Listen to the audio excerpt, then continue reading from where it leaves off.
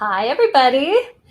Welcome, welcome. Come on in and join. I am going to let you guys get settled. I know that some people are going to join within the next 5 minutes. So as I watch how many people are joining right now, just bear with me. Make sure that you have your Roussanne 2020 with you because this is what we're drinking tonight. And let me tell you, it's been a really long day, so I am very excited to have a glass of wine with you tonight. Shout out to my friends Tracy and Ed. Thanks for joining last week. I have gotten to meet a lot of you, and I just met some of you who are joining in last week. It was so nice to meet everybody, and I can't wait to see you all out on site again. Please be as active as possible during this. Ask me your questions. Tell me what you're thinking of the wines. I want this to be interactive, and I want to hear from you very, very badly. If you are new to the Summer Sippin series, welcome. Thanks for buying a pack and joining along. If you couldn't make it last week, the episode is still recorded. Tonight's episode will be recorded as well. So just go onto YouTube Live or our Facebook page, and you'll be able to watch the recordings that you missed. If you have something going on at the end of July or in August, buy a pack anyway and watch these all on your own time. Next week, we will be drinking the Grenache La Pradera, just as a reminder. And then the week after that, we will be drinking the 2017 Tempranillo from Par Vineyards. I am so excited to finally get to this one. But put those aside for now. Make sure you have a glass. Make sure you have a wine key. And make sure you have a glass of water. I'm going to see how many people are joining us tonight. Thanks for your comments, guys. It was so nice to meet you all last week. I was so happy to meet a big group of you who have been attending these so far for 1 week. Brian, you are responsible for reminding me to drink tonight. As we learned last week, I talk a lot and I forget to drink my wine. So Brian, you're in charge here. Now, tell me where y'all are calling from, please. Get specific with the cities in Texas. And if anyone is joining from outside of Texas, you rock. Let me know where you're calling from. I'm hoping these will reach far beyond Texas. Not that, Texas is not big enough for the entirety of Texas to join, but I want everybody. Thanks, Brian. All right, we've got a good amount of people. I think everyone's joined by now. That's awesome. You guys are all on time. And here I thought that I was going to be the late one in. All right. Time for me to take a seat. If I'm looking off to the side here, it's because this is where my computer is and this is where your comments are coming up. So if you have questions tonight, I can answer them. Just give me a moment to look back at my screen and realize that you've asked a question. Okay. So last week, remember when I said, I'm going to tell you a little bit about myself, and then I didn't tell you anything about myself? This is the time I'm going to go back and tell you a little bit about myself. So yes, I've worked at William Chris Vineyards for my year anniversary is coming up soon. So cheers to me. I previously have been involved in wine bars and restaurants and hospitality for the past 13 years now. I started in hospitality. I moved on to restaurants after getting a degree in acting. So this medium is quite familiar to me. I know I said that I get nervous when I do things like this, and that's entirely my actor's nerves. When you go on camera, it just kind of flares up. And then after my acting degree, I started working in restaurants, and slowly, well, not that slowly, I fell totally in love with wine. I'm not a big wine drinker. I like to taste wine, which means that my favorite wine is the next one that I'm going to have. I love just experimenting and tasting around. And this is where William Chris comes in handy because we make so many wines. We work with so many grapes from different vineyards. I will never stop experimenting with tasting wines in Texas because William Chris is making so many different single vineyard, single variety wines. And that's what's really, really exciting to me. And I know you all know that you're getting these regular shipments and you're never really tasting the same wine, even year to year. Think about how much the Hunter has changed year to year. Oh my gosh, it's such a big deal. And that's what's really, really exciting. But yes, I will hardly drink a full bottle of wine to myself, only on the rare occasion. So after I started working in wine bars, I got my sommelier certification, and this all happened pretty quickly. I took my intro course with the Court of Master Sommeliers, and then I went on to get my sommelier certification. That's level 2 out of the 4 levels that are possible. And if you've ever seen the documentary Somm, you know what that highest level test is like. That is the Master Sommelier certification. Now, I also test through another body, and this is what William Chris Vineyards teaches. They work with the Wine and Spirits Education Trust. They educate about wine just in a little bit of a different way. It's more question and essay format. There's much less service involved. There is more technical wine knowledge, and they focus on more regions around the world. They do not, however, yet focus on Texas. And our goal is to pop up into the Wine and Spirits Education Trust list of states and countries that you need to know about because they're making awesome wine. This is what, when you go into the tasting room, you will be served by someone who has their WSET level 1, level 2, maybe even level 3 certification. And there are 5 levels with the Wine and Spirits Education Trust. I have passed my level 3 and I'm working on my diploma right now. So wish me luck. I test in September. So I'll tell you more about what the study process is like when we get closer to September. And yes, these Summer Sippin' episodes will last that long. Thank gosh. All right. So with my studies, I recently got to join the International Wine Awards. This happened earlier this month. It was a really fun trip out to Irving, Texas. This is where the TEXSOM International Wine Awards are hosted. And I mention this because the wine we are drinking tonight got a judge's selection medal from the International Wine Awards. So I'm going to tell you, if you do know that this wine was awarded that, I'm going to tell you a little about what that process was like and why it got an award like this. But let's please get wine in the glass now. So open your bottle. I have chilled mine down to 53 degrees. And if you have a wine fridge at home, I highly recommend that you set it at 53 degrees. This is cellar temperature. It is the consistent temperature that you can keep wines at that will ideally hold them for as long as you need them. And this is fantastic for aging red or white wines. It's also a great temperature that's a midpoint between, very cold or warm. So if you wanted your wine to warm up a little bit, it wouldn't take that long. And if you wanted to chill it down a little bit more, it also wouldn't take that long. This is why it's my ideal temperature. And what I did is I popped my wine in the refrigerator for about 15 minutes before this.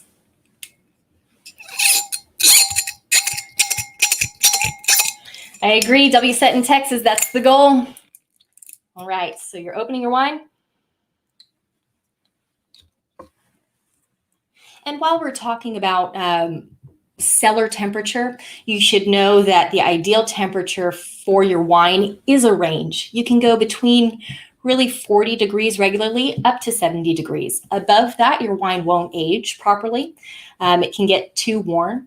And below that, your wine is pretty much inactive. You need a little bit of warmth so that the wine is responding to the oxygen.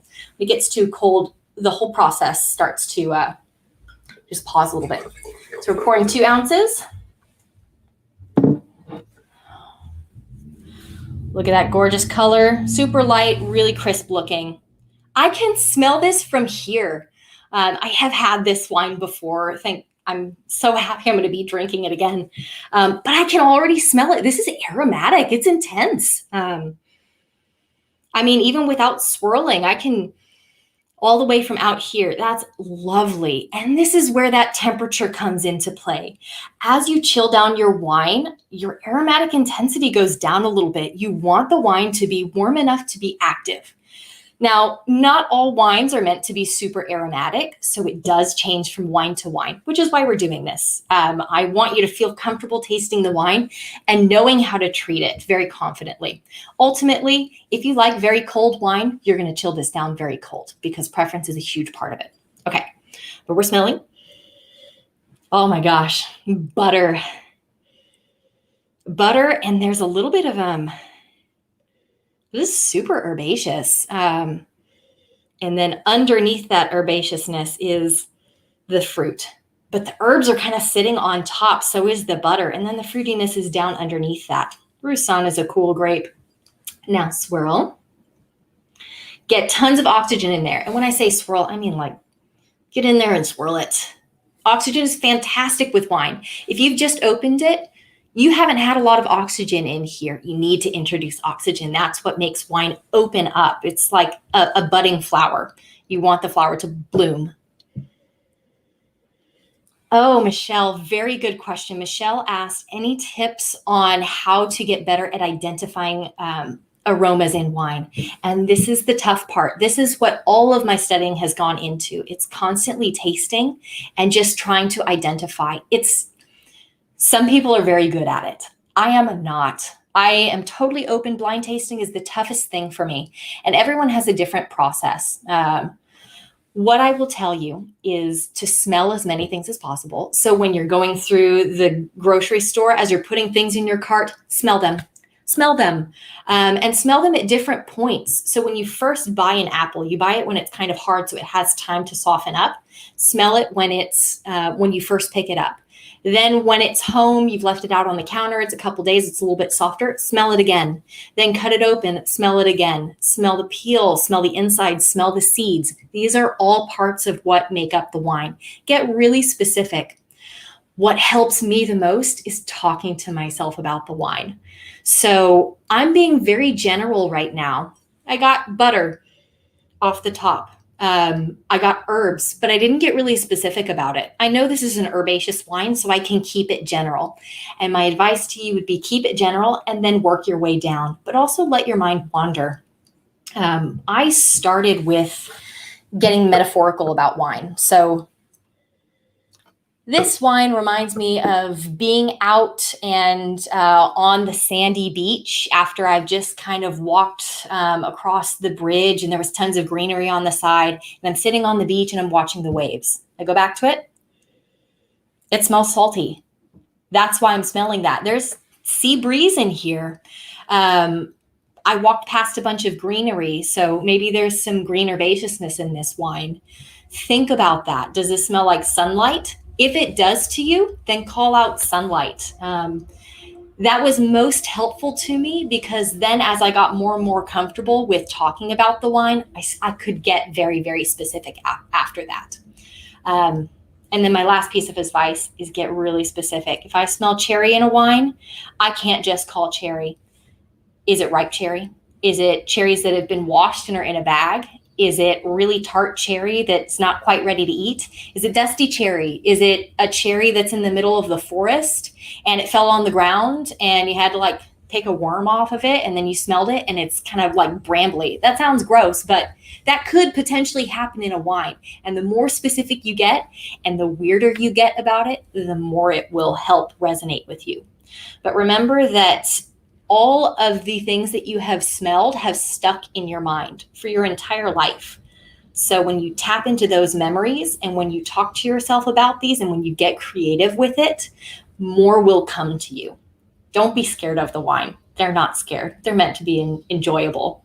Argue with people about it. This person smells this and I smell this. Tell them, I don't care if you're right. This is what I smell and I'm just going to go on and enjoy that. Should never let, especially a sommelier, tell you that you should smell something in a wine. It is different for every person because your memories are different than mine. All right, speech done. Let's focus on Roussanne. So, man, some richness has come out of this wine since I last smelled it. It's taken some time to really open. Open your mouth when you're smelling. You want to connect your nose and your mouth so oxygen is in the process, and there's oxygen between your nasal and your mouth, nasal cavity in your mouth.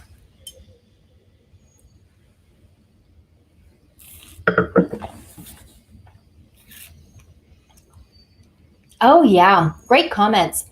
Lane, the glass style does affect both whites and red. And it's not just white versus red.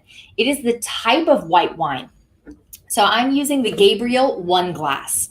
This is a crystal glass. It's about $32 a stem, which is fairly cheap for crystal glasses.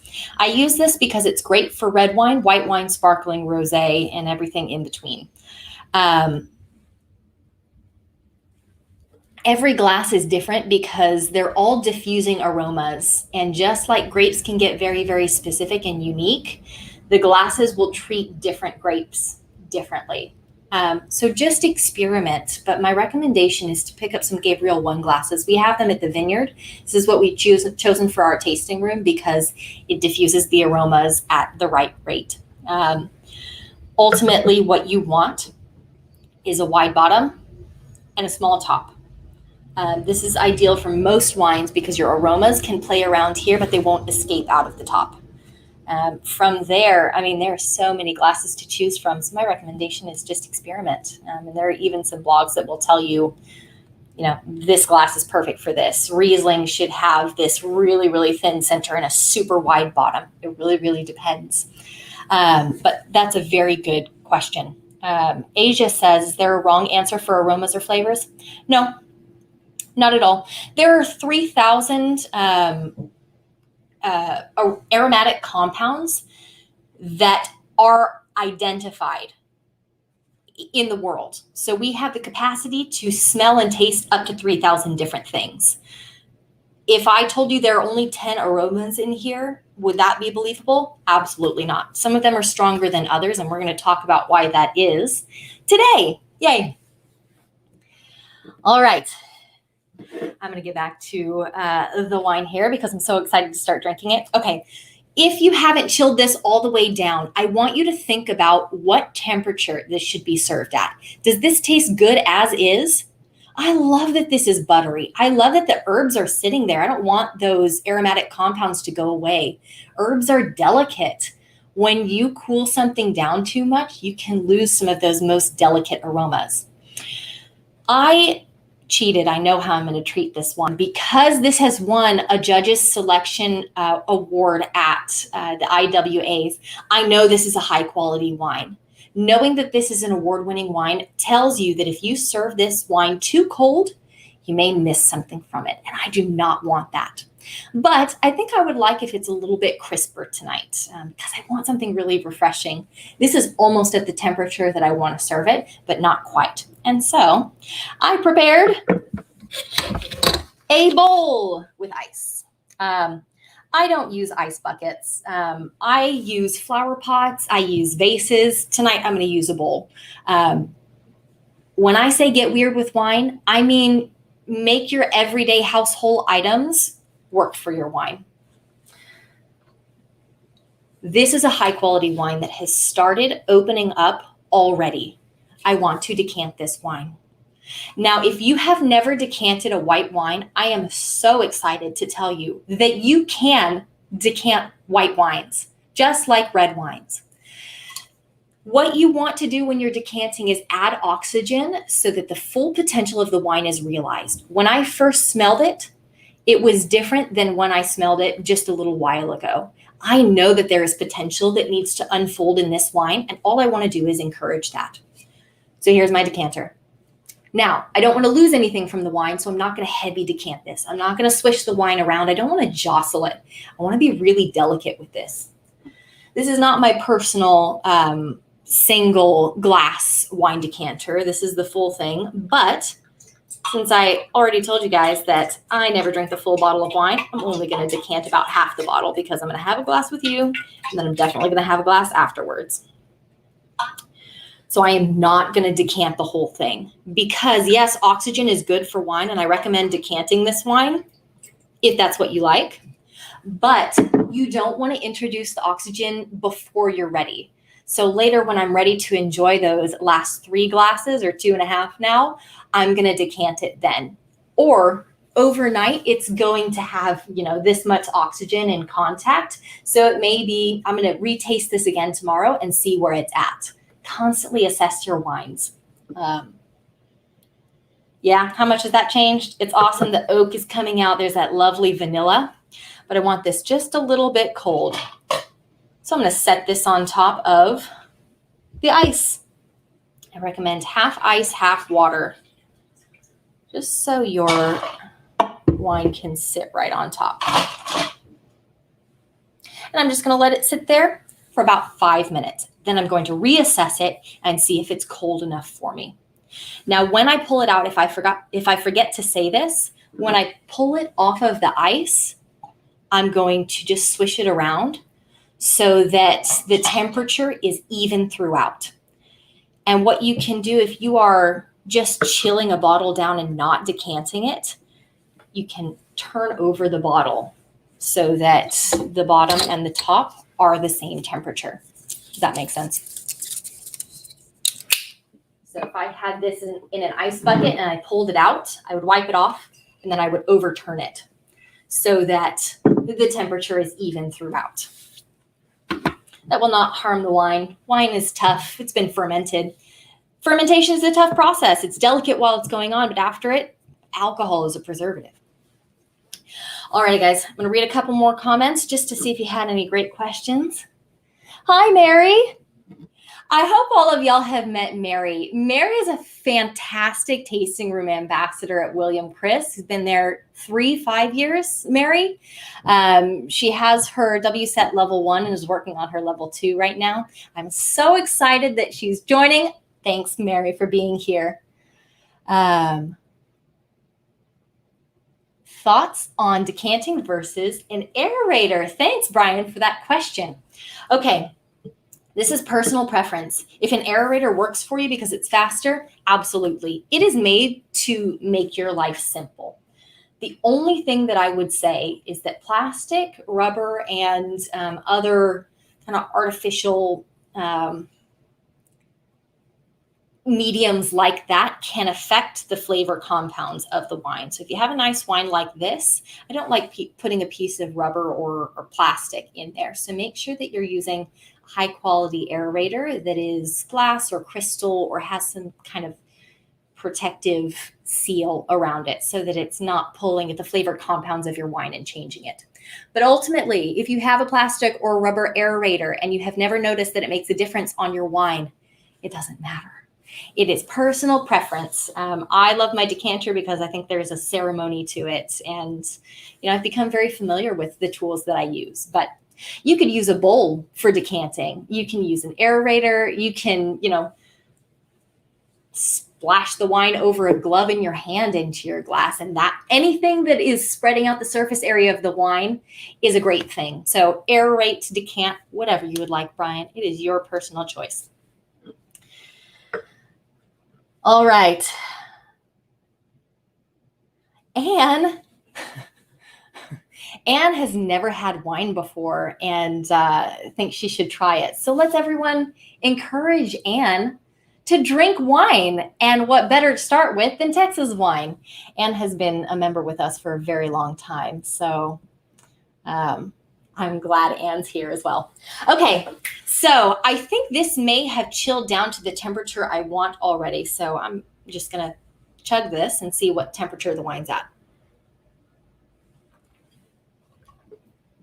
Yeah, see that was delicious, but already warming up past the point that I want. Swirl the wine a little bit. Look how deep and golden that color is. That's fantastic. Today we're going to talk about great personalities, and we're going to go lighter than last week. Last week was intense, and I want to thank you all for bearing with me as I told you the story of every single AVA in Texas and all the petitions that made it be.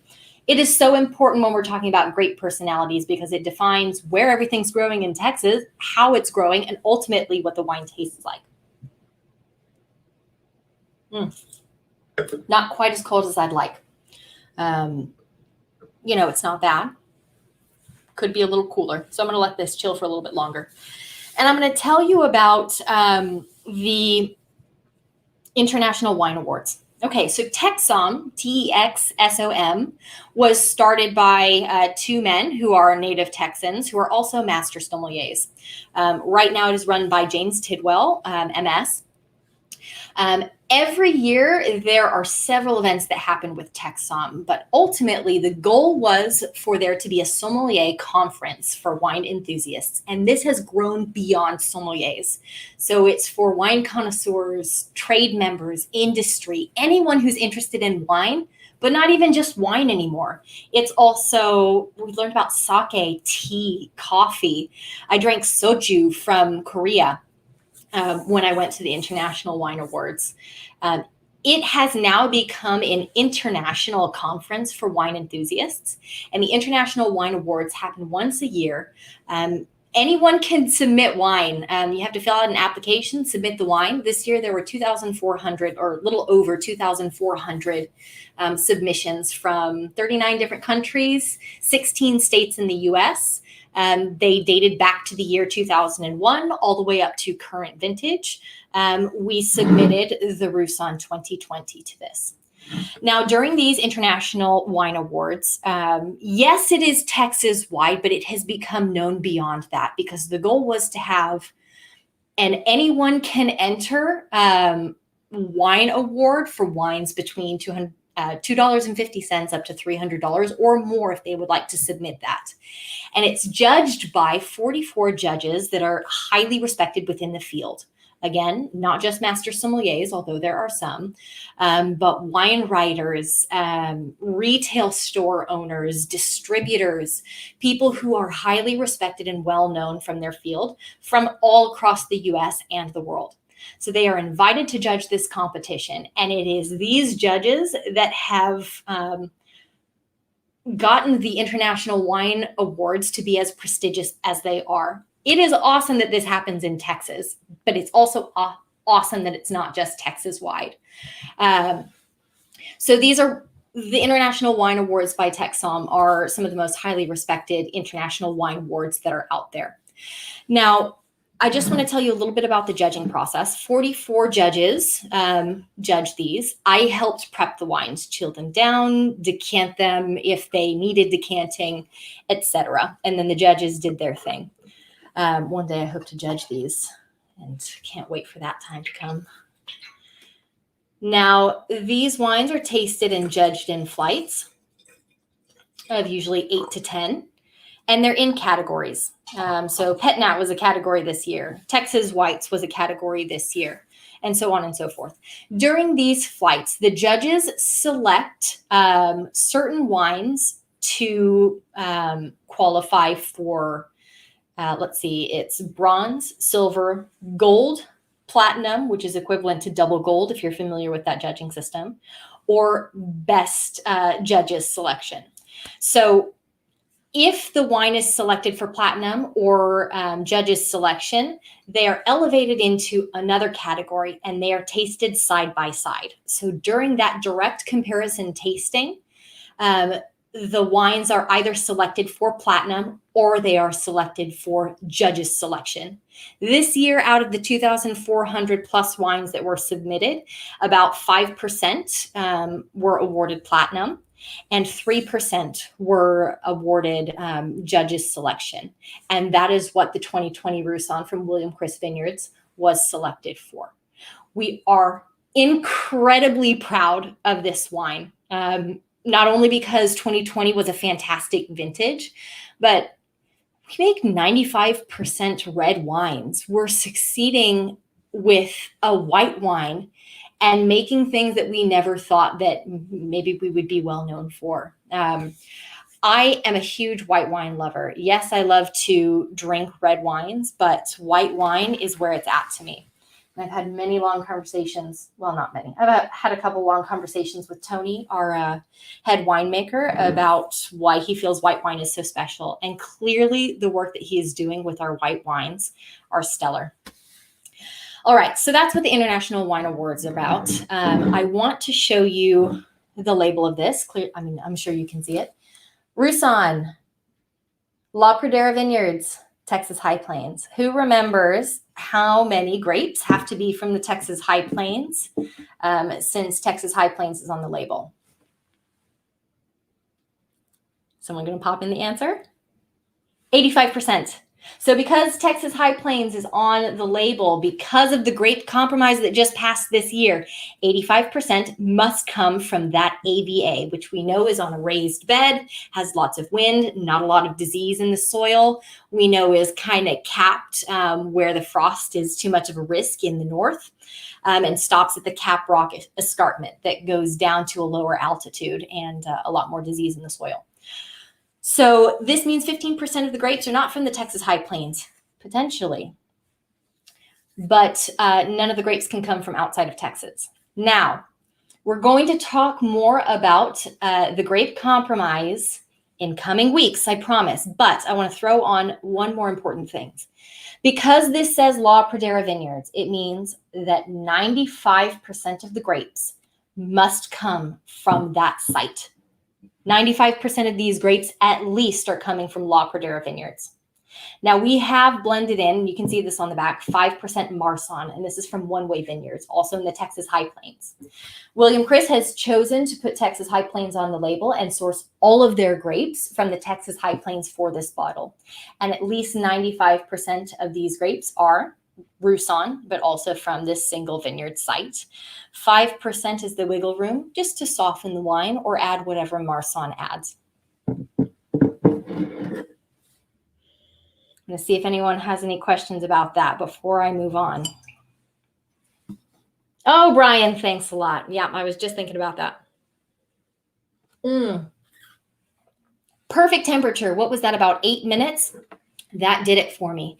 This also tells me that in my little ice bath, I need to take it out because I know I'm going to drink more of this and I want the temperature to stay fairly consistent.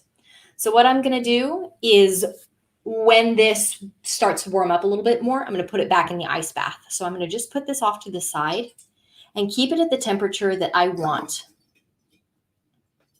I'm not going to fill my glass all the way up because by the time I get to the bottom of the glass, it's going to warm up a little bit too much. So I'm also thinking ahead, thinking about how much I want in the glass so it stays at that perfect temperature.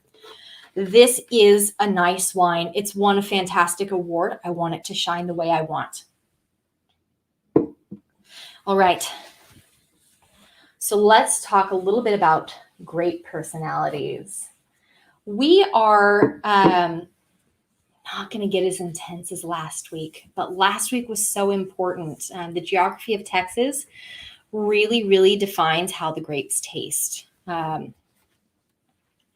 So when we talk about grape personalities, this is something that I like to talk about because I'm such a metaphorical person. I think of wine grapes as little babies that become adults in a very quick amount of time, which makes our wine growers, Chris and Bill, and our many vineyard partners, foster parents. Every single year, all the grapes that bud are little foster babies that they need to treat right so that they go to a good home, which is ultimately our stomachs. How they treat these grapes and where they plant them will ultimately define them. And here's why. If anyone has seen this before, you are looking at an aroma wheel. This is a wonderful, who was it that asked? It was Michelle, you asked about how to get better at identifying aromas. This is a great tool. So this was invented by a woman from UC Davis in, I think it was the 70s. She invented this wheel so that wine consumers could have help identifying grapes. Now, what's really important about this is the flavor aromas that you could potentially taste for any grape in the world. But that's a little bit of a wide net. So what I want you to do is picture this wheel for just one grape. Let's say Roussanne. Roussanne has a wheel of its own because it has the capacity to taste like this many things. It will consistently taste like that because it has been taken out of the wild and domesticated. And this means that it's been planted in a vineyard where it can't have little hybrid babies with other grapes, and it has been domesticated for consistent flavor. And this goes into the wine grape DNA. Now, I know I'm talking broad scale, and I will talk about how this really gets specific for Texas. And this is why the geography was so important. Because in your Roussanne aroma wheel, in Texas, the capacity for Roussanne to taste like all of these things is impossible. It's impossible for any region in the world to give you the entire aroma wheel for Roussanne. You are going to get a section of that wheel. So this Roussanne tastes like this section of Roussanne. And this is defined by how hot or cold the climate is. Maybe it's a moderate climate. It's defined by what's in the soil and what nutrients the grape is pulling out. It's defined by how windy it is, how long the growing season is. It's defined by so many different things. And this is why wine growers are so exceptional at what they do. Because if they've made a great wine for you, they have taken such great care to plant the grapes where they need and to give them a unique character. Now, one of the reasons we're talking about this today is because something that I hear very often is, hey, how do you get the wine to taste like what you want? And that's just not how it works. If Roussanne has this aroma wheel, you cannot pick these flavors that are going to go into the glass eventually. You can only plant the grape and give it such great foster care that it shines with, 1/4 of the wheel. All you can do is coax out as many flavors as possible. And this is where the sites are very, very specific. And we're going to talk more about this. But first, we're going to talk about chemical compounds. So when I say chemical compounds in wine, I mean the aromatic compounds that are released during fermentation. It is the fermentation process, yeast eating the grape sugar and releasing alcohol, heat, carbon dioxide, and flavor compounds that makes wine taste the way it does. This is why I can go into this glass and smell butter, herbs, whatever else is in here. So many other things have come out of this wine since I last smelled it. So, Brian, did I actually take a sip when you told me to last time? I'm not sure that I actually did. Need to rezone. And Lauren, sometimes I refrigerate, sometimes I don't. I prefer an ice bath. Gives you a little bit more control, but personal preference.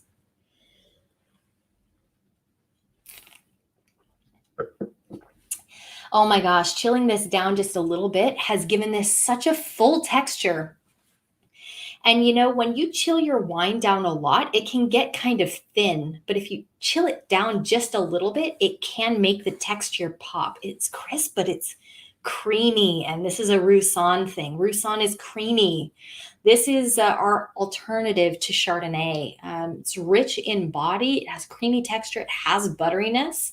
But its personality allows it to succeed in Texas a little bit more. Oh, Lane.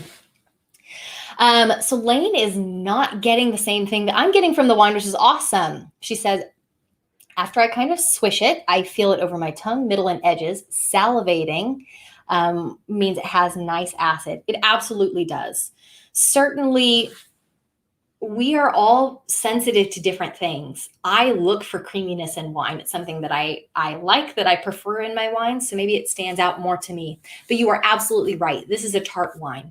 And what we always want is a balance of sugar and alcohol and tartness. That's what gives the wine backbone.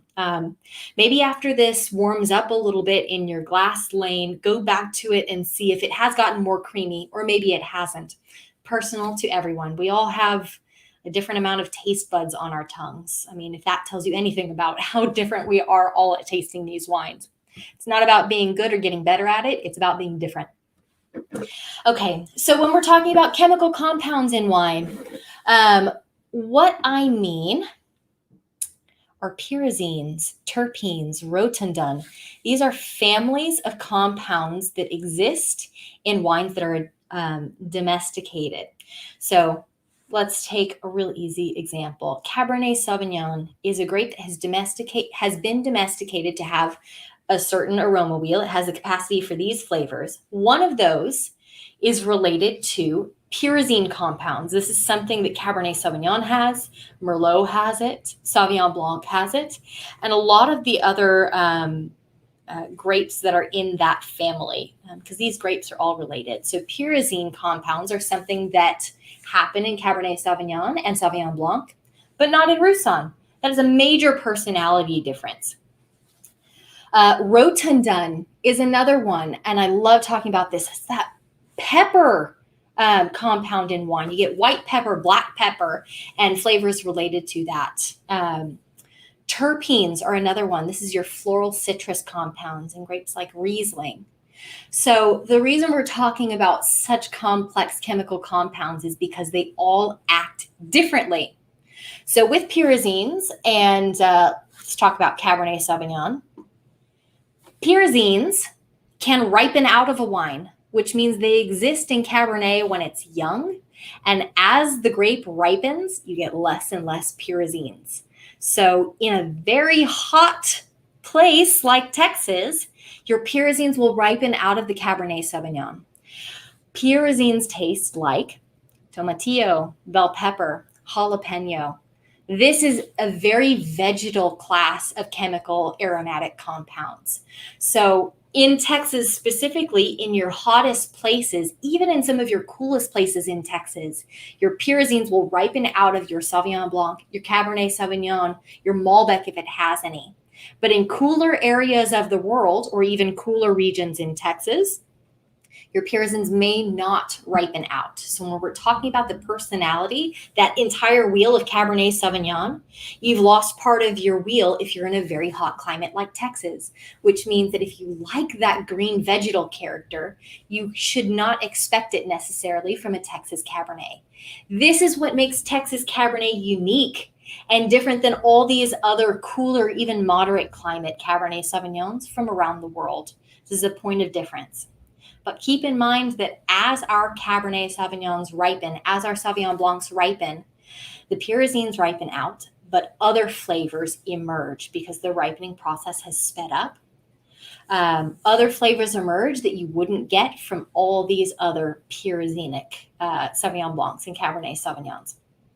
Now, Rotundone is a little bit different, and this is the only other chemical compound I really want to talk about. Rotundone, that pepper thing, increases as grapes ripen, which means that you are more likely to get a wine with white or black pepper notes than you are to get a wine with bell pepper or tomatillo notes in Texas. This is very, very general, and it really depends on the site. It depends on the grape. Rotundone's not present in everything. It's present a little bit in Roussanne. It's present in grapes like Gruner Veltliner. It's present in grapes like Syrah and Grenache. These are what make Texas so unique. We can get intensely peppery Syrahs and very ripe, low pyrazine Cabernet Sauvignons. All right, let's take a sip of wine and relax for a second, and then we'll talk about the last thing we're going to talk about today.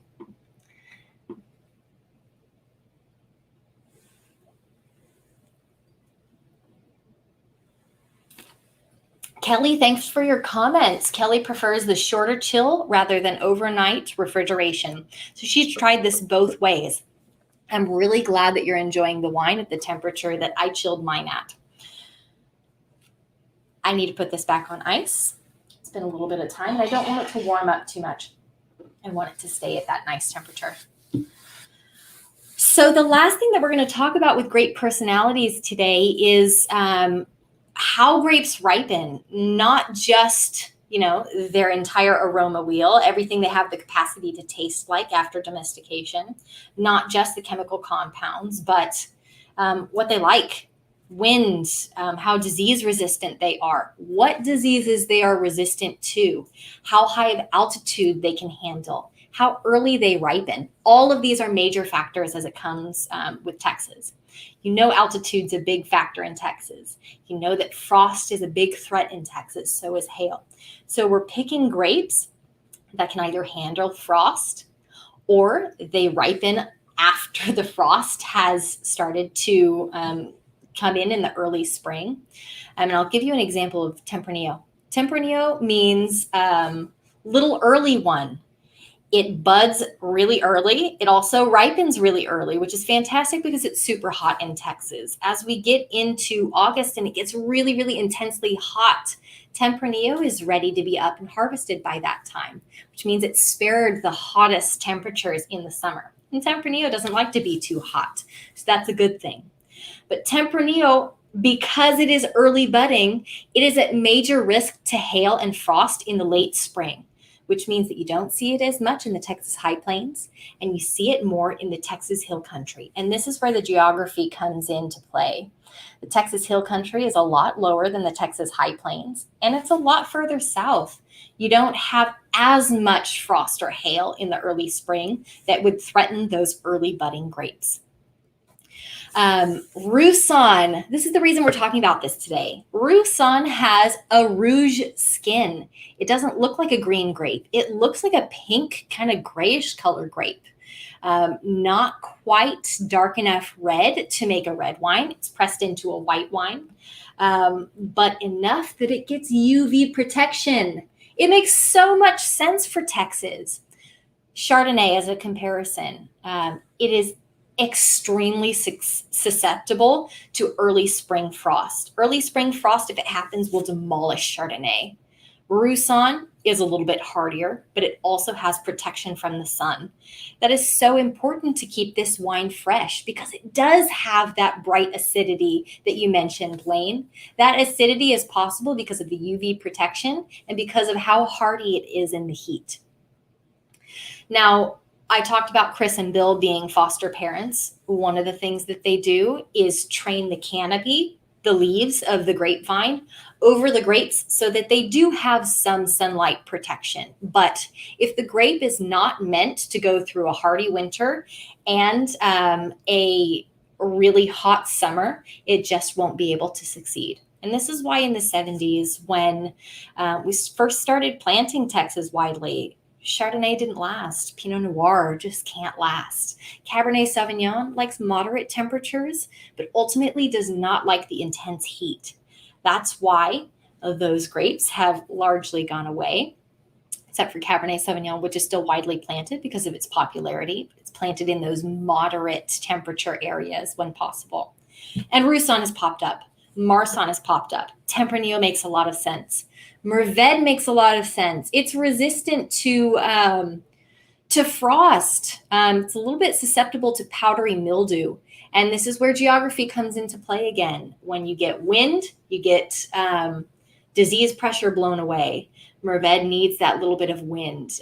Powdery mildew happens in really humid areas. So your grapes that are very susceptible to black rot or powdery mildew, they just can't be as successful, or they can be as successful, but it's not worth the risk to plant in the Texas Hill Country. The last factor I'll talk about is altitude. Not all grapes can succeed at high altitude. It is highly recommended in Texas to plant at 3,000 feet above sea level, but not always necessary. You get a little bit more wind, you get cooler temperatures up higher, but certain grapes just don't like that high altitude. So you can be sure that everything we're planting in the Texas High Plains can stand the altitude. And everything planted in the Texas Hill Country can stand the humidity. This is where grapes' personality, they get so specific, and there's so many factors you couldn't believe. I couldn't even believe how many factors go into this. And this is something we'll discuss week to week as we get new grapes in our glass. Next week, we'll talk about Grenache and Rotundone. And the week after that, we'll talk about Tempranillo and its, how it ripens in the vineyard and where it's growing in Texas, because its personality defines where it's grown. All right, let's all take another sip. I'm sure y'all have been sipping more than I have. I'm going to read to see if y'all have any more questions, because this is the end of our time together. So now is the time to ask. Thanks, Brian.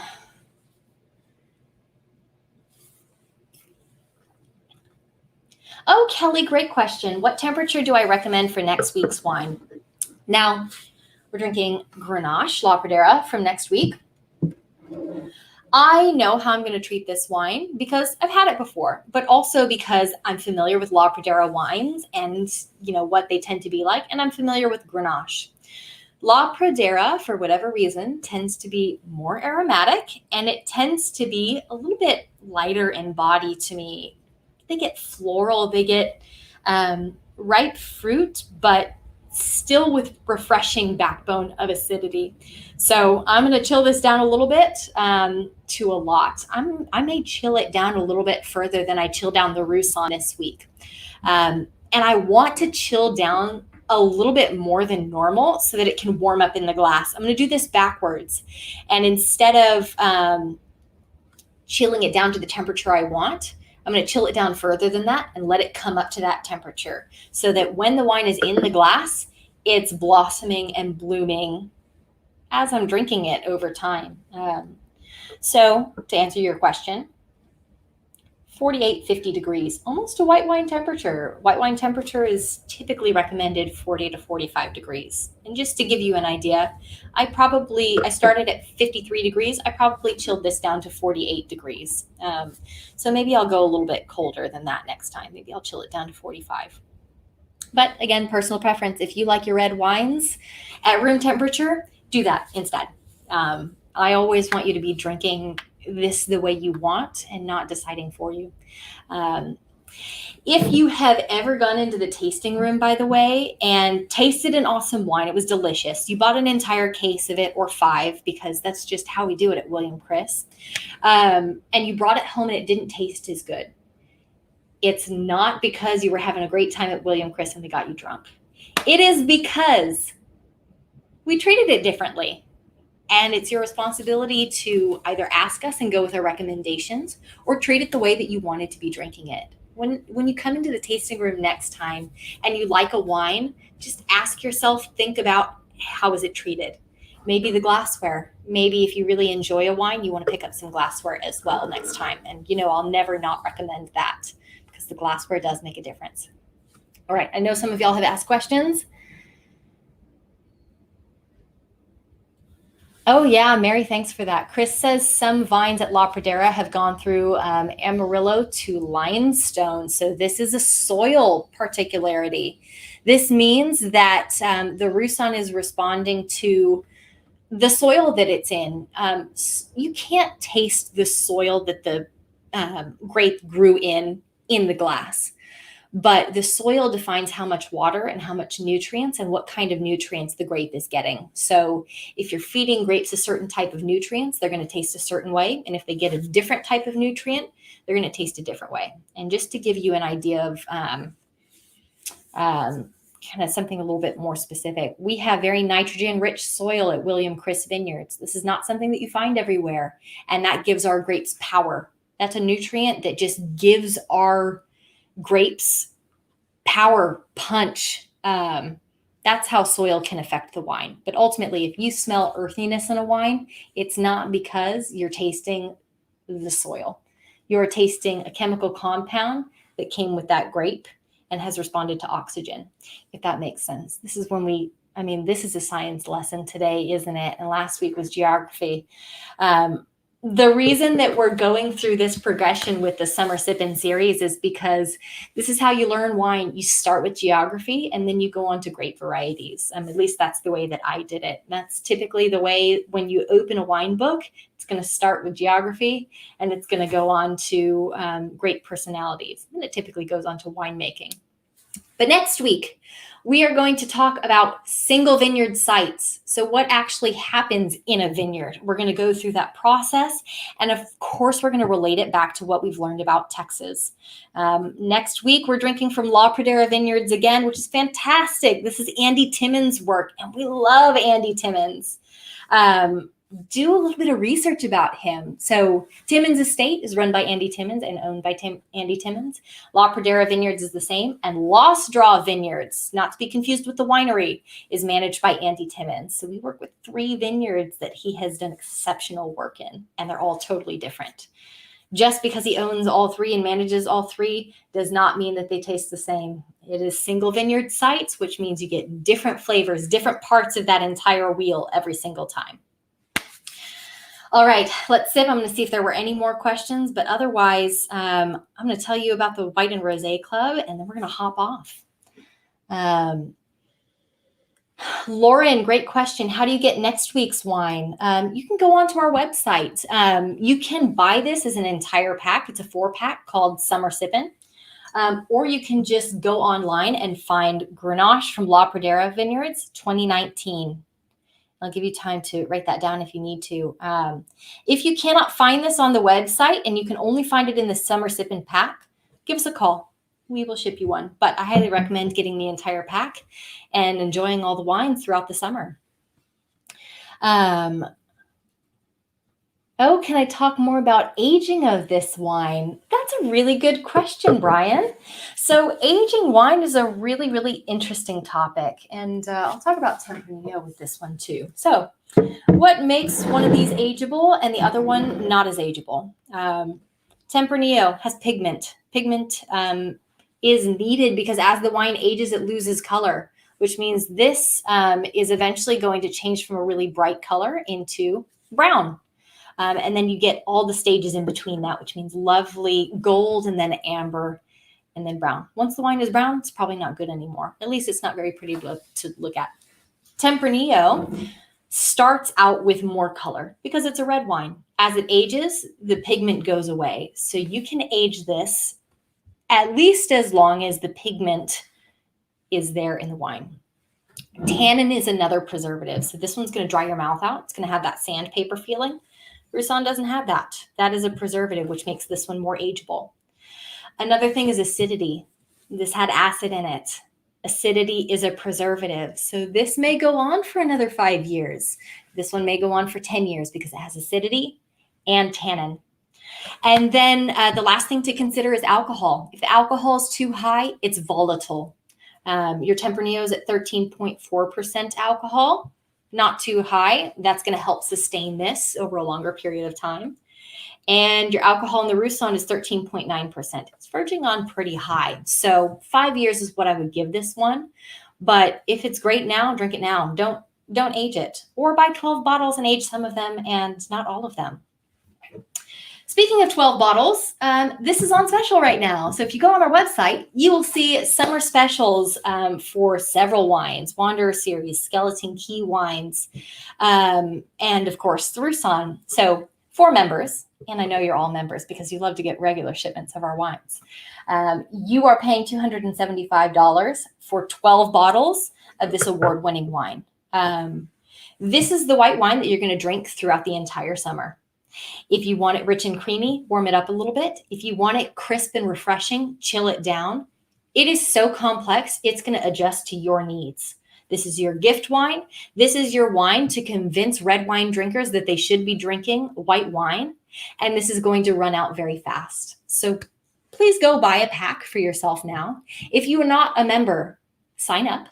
But also you're just paying $25 more. And so you're getting a discount of $300, nothing crazy. And then while you're at it, go back and buy 12 bottles of the Relief Project wine that we drank last week, because I know you've been thinking about it for an entire week and you wish you had had that next to this one right now. And finally, I want to tell you all about the White and Rosé Club. And I'm sure you've all heard of this before, and maybe you haven't, and I want to tell you what it's all about. So we started as a dry red winery. I don't think Chris or Bill really had ideas of making a lot of white or rosé wine. And that's just because, not because they didn't like it, but because that wasn't their passion. Their passion was dry red wine. And you know, they both wanted to do only what they were passionate about. 100% Texas grapes, minimal intervention, but also dry red wine. As time went by, it's hot in Texas. Maybe they had a winemaker that was particularly passionate about white wine, like Tony is now.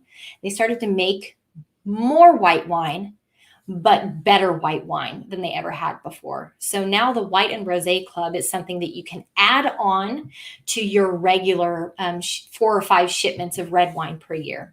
So our membership starts as a red wine shipment. It's all dry red wines. You can do 4, 6, or 12 bottles. If you haven't added on your White and Rosé Club shipment, you can, and it's only twice per year. And the cool thing about it is you can get a different amount of white and rosé bottles than you do red bottles. So say you're part of the 12 bottle red club, but you don't drink that much white wine. Do the 4 bottle or the 6 bottle club. You'll get it twice per year. You'll have 8 to 12 bottles of white wine to last you through the entire year. And ultimately, you can gift those away. Or maybe you're a big white wine drinker and we don't make enough for you. Do the 4 bottle club or the 6 bottle club of the reds and do the 12 bottles of white and rosé. Let us stock you up. And ultimately, if that's not enough, we have case specials on fantastic white wines and rosés all the time. Oh, speaking of, there's a case special on our Cinsault rosé. So if you enjoyed the Wanderer series last week, that was primarily Cinsault. You can get a case of Cinsault rosé on special. I mean, I want to keep you guys updated on the happenings at William Chris. So finally, I'll tell you that the White and Rosé Club has release parties too. You get a discount, you get your complimentary tastings. You also are some of the only people that get invited to the White and Rosé release parties. And they are some of our best wines, even though it's only 5-10% of what we make. I am so in love with our white and rosé wines. And if you've tried any of them before, I know you are too. Stock up on your Mary Ruth. Stock up on this awesome white wine that's going to come next in August. You can sign up for your white and rosé shipment and get it in about a month. And you know this is going to be in it. So do it now. All right. I'm going to check and see if there were any last questions before we hop off. And if I don't get to them now, I'm going to get to them next week. The next summer Sippin has not been released yet. So after we drink our Tempranillo 2 weeks from now, we'll release the next 4 weeks, and these will be in 4-week packs. This is going to last through the end of September. So watch for it. I will let you know when it's live. Definitely. Kelly, thanks. The Sauvignon Blanc is amazing. All righty, guys. It's 9 o'clock. I've gone over, so I'm going to let y'all go and enjoy the rest of this wine. But I want to thank you for tuning in and being here with me. I missed all of you, and I know I'm going to miss you again this week. So tell your friends about this. Buy them a pack. Get them a celebration present for summer or birthday or whatever it is. This is an awesome gift. I will see you all next week. But until then, you can always reach me at kelseykr@williamchriswines.com. And I look forward to your email. All right, guys, without further ado, goodbye. Thanks for joining.